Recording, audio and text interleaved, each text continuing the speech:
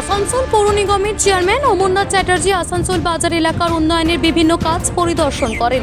এ বিষয়ে সংবাদ মাধ্যমকে চেয়ারম্যান বলেন, আসানসোল বাজারের সৌন্দর্যকরণের যে কাজ চলছে তার মধ্যে বিভিন্ন পার্কিং এলাকায় pebble block, high mast light, রাস্তার মাঝে ডিভাইডারে গাছ লাগানোর কাজ চলছে।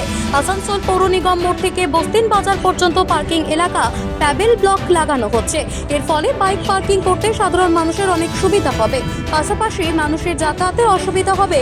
আসানসোল পৌর নিগম সবসময় আসানসোল বাজার এলাকা উন্নয়ন করতে চায়, সেই লক্ষ্যেই উন্নয়নের কাজ শুরু করা হয়েছে। দেখুন, আমরা চাইছি বাজারটা সুন্দর হোক।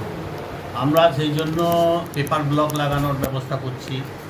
আমরা যেটা মধ্যেখানে যেটা বাজারের রাস্তাটাকে ভাগ হচ্ছে ডেভিয়েশন করার জন্য, সেই ডেভিয়েশনটা করব। আমরা গাছ লাগাবো এবং আমরা আরও হাইমাস লাগাতে চাইছি যাতে বাজারটা সুন্দর হয়। তো সেই ব্যাপারেই আজকে দেখতে গেছিলাম। লাগানো হচ্ছে, এটা কত দূর পর্যন্ত লাগানো হবে? এটা একদম আমাদের কর্পোরেশনের গেট থেকে শুরু করে একদম বস্তিন বাজার মোড় পর্যন্ত লাগানো হবে।